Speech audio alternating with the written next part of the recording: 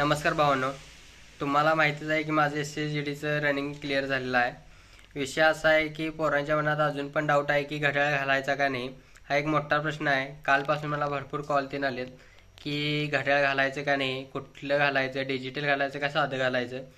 तर विषय असा आहे की घड्याळ तुम्ही घाला, कोणतं पण घाला, पण घड्याळ घालूनच पळा. डिजिटल आणि स्मार्ट आहे ह्याच्यात काही विषय नाही भावानो. मी हे घड्याळ घातलेलं तुम्ही बघू शकता, हे साधं घड्याळ आहे.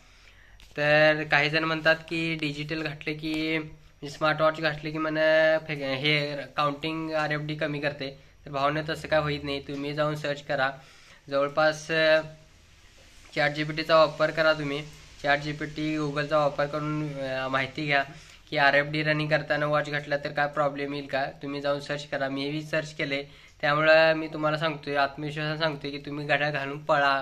कारण ते सांगतात की घालू नका, कारण त्यांच्यासाठी ऑप्शनच नाही. कारण डिस्क्वालिफाय करण्यासाठी जर ती सांगत असतील तर आपण घालून पळण्यात चांगली गोष्ट आहे. कारण आपल्याला जर डिस्क्वालिफाय व्हायचं नसेल तर आपण घालणं गरजेचं आहे. कारण तिथं टायमिंग सांगतील न सांगतील हा त्यांचा प्रश्न आहे.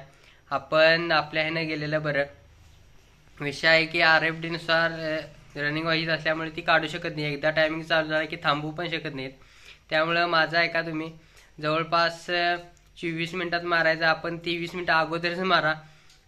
14 राऊंड मारायचे आहेत.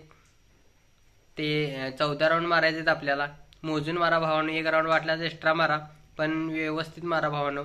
बेस्ट ऑफ लक. कुणाचं ह्याच्या पुढं असेल तर त्याला पण बेस्ट ऑफ लक. ज्याचं झाले नाही, झालंय त्यासनी पण बेस्ट ऑफ लक. कारण झालं नाही त्यांच्यासाठी पुढची येणारी SSGD 2026ची पडणारच आहे लवकर. त्याचा चालू करा. आणि काय अडचण आली तर खाली नंबर देतो, त्यावर मेसेज ना तर कॉल करा. सप्लाय विषय